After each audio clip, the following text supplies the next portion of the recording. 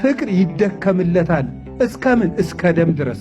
ፍቅር የሚደክሙለት እንጂ እየሰጡ የሚቀበሉት አይደለም። ፍቅር መስጠት እንጂ መቀበል አይደለም። ፍቅር በመስጠት እንጂ በመቀበል አይደሰትም። ፍቅር የራስን ደስታ መፈለግ አይደለም፣ ለሚወዱት ነገር መኖር ነው። ለሚወዱት ነገር። አንድ ፈላስፋ የጠየቀውን ጥያቄ ልንገራቸው። አንድ ሰው አበባ ይወዳል። አበባ ይወዳልና አበባይቱን ቢቆርጣት ይወዳታል አይወዳትም? እና ቢያሸታት በጣም መዓዛዋ መስጦት ቢያሸታት ይወዳታል አይወዳትም? በሉ እንጂ ይወዳታል አይደል? አሁን ነው የገባችሁ። ግን በፊት ይወዳታል ነበር። ይሄን አበባ ወደዋለሁ ስለዚህ ልቁረጥና ምን ልበለው ነው የምትሉ? ማሽተተው ነው። ግን አበባውን የምትወደው ከሆነ ባለበት እንዲቀጥል ምን በል ነው? ፍቀድለት። ስለዚህ የምንወደውን ነገር መጠቀም አይደለም ማክበር፣ እንዲኖር ማድረግ ነው። ለሱ ለምትወደው ሰው ህልውና፣ ለምትወደው ሰው መቀጠል መኖር ነው። ለሚወዱት መኖር ነው እንጂ የሚወዱትን ሰው ለእኔ ኑርልኝ ማለት አይደለም። ይገርማል እኮ። ለሚወዱት ነገር ኢንቨስት ነው የምናደርገው ወይስ የምንወደው መሬት ነው ኢንቨስት የሚያደርግልን? የሆነ ብር ከፈለግ ኢንቨስት ታደርጋለህ እንጂ ባለመሬቱ ነው እንዲህ ለአንተ ኢንቨስት የሚያደርግልን። ስለዚህ እኛ ግን የምንፈልገው ምንድን ነው? የምንወደውን ሰው ነው ዋጋ የምናስከፍለው። ለምንወደው ሰው ሳይሆን ዋጋ የምንከፍለው የምንወደውን ሰው ዋጋ እናስከፍለዋለን። በጣም ነው የሚያስደንቀው። እንጠቀምበታለን እንጂ አንጠቅመውም። እንዲጠፋን የምናደርገው፣ እንዲጎዳን የምናደርገው፣ ከእኛ እንዲርቅ ነው የምናደርገው። ፍቅር ይደከምለታል። እምነት፣ ተስፋ፣ ፍቅር ማለት ይሄ ነው። እና ፍቅር ሲደክሙለት ነው ትርጉሙ የሚታወቀው። አንድ ሰው ምግብ አልጣፍጠኛል አለ። ቅዱስ ዮሐንስ አፈወርቅ ምንድን አለ? አልርብህ ብሎ ነው ያለ።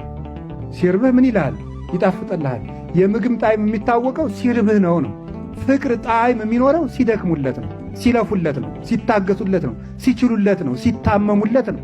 እንዲሁም ቅዱስ ጳውሎስ ምን እንዳለ ሁለተኛ ቆሮንቶስ ምዕራፍ 11 ቁጥር 23 ላይ መኑ ውእቱ ዘይደዊ ወይሐምም አለ። አነ በዚህ ዓለም ደዌ የሌለበት ማን አለ? እኔ ያልታመምኩለትስ ማን ነው? አይገርምም? አየህ፣ ቅዱስ ዮሐንስ አፈወርቅ ወስዶ ምንድን ነው ቅዱስ ጳውሎስን ምን አለ? በዚህ ዓለም የማይታመም ማን ነው? እኔስ ያልታመምኩለት ማን ነው አለ። ቅዱስ ጳውሎስ ለእያንዳንዱ ምእመን ችግር ይታመም እንደነበረ ታውቃለህ። ይሄንን ወስዶ ገላትያ ላይ ምንድን ያለ?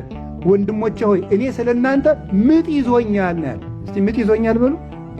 ምን አላችሁኝ? ምጥ ምን ያህል እንደሚሰማ ሐኪሞችን ጠይቋቸው። እሺ ምጥ ቀላል አይደል። ሰው የምጥን ከባድነት ቢያውቅ የእናቱ መከራና የሚስቱ መከራ ይገባዋል በእውነቱ ማለት ነው። እና ምጥ በጣም አይ ቅዱስ ጳውሎስ ስለ እናንተ እንዲያውም እንደሰማሁት ነው። በዚህ ጉዳይ እኔ አልተማርኩም።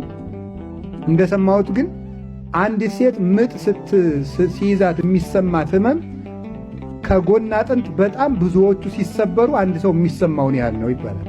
ሐኪሞቹ ነው ሲሉ የሰማው። ኧረ ጎን አጥንቱ ስንቱ ሲሰበር ነው? ብዙ።